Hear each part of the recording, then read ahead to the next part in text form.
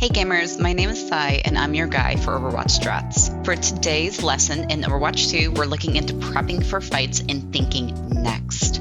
By the end of this workout, we'll gain the skills to think ahead before fights and react accordingly by recognizing your strengths, weaknesses, and making steps to confront them.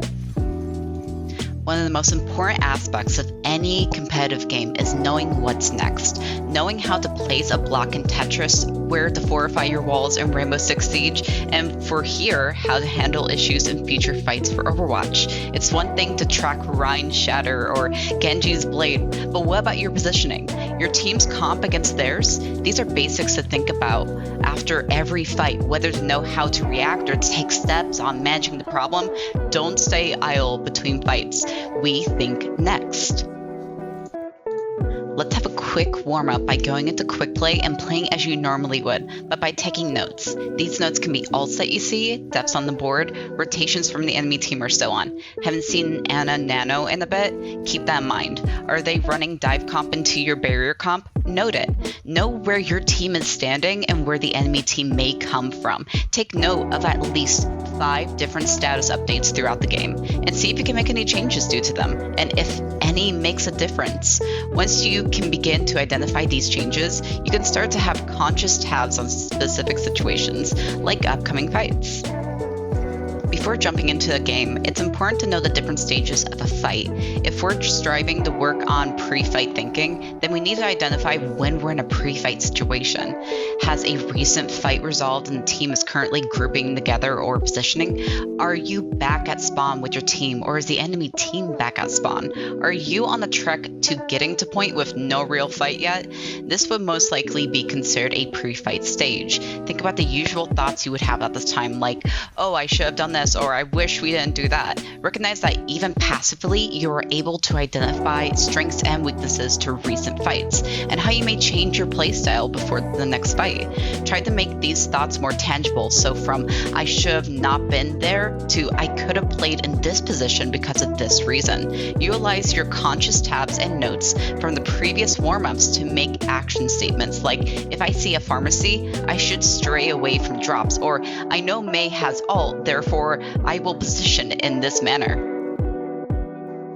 Once you get the hang of creating action statements to your pre-fights, work on now listing one strength and one weakness going into fights. If you're not already in quick play for these, it's recommended as to add a sense of uncertainty to the mix. Strengths and weaknesses can be cooldowns, ults and their percentages, team comps, map layout, counters, and so on.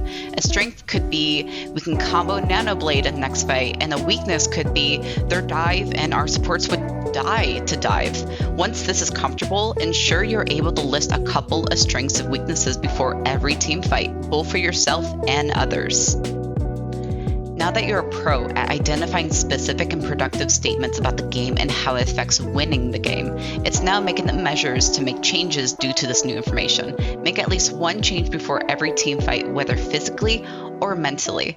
This could be repositioning yourself or your team for an advantage, or to avoid a problem like a game-winning combo. This could be swapping out heroes, planning out combos with your team, whether with ults or cooldowns, changing the tempo of your team's aggression, or so on. Want to learn more basics on making these decisions? Check out Coach Esky for some inspiration.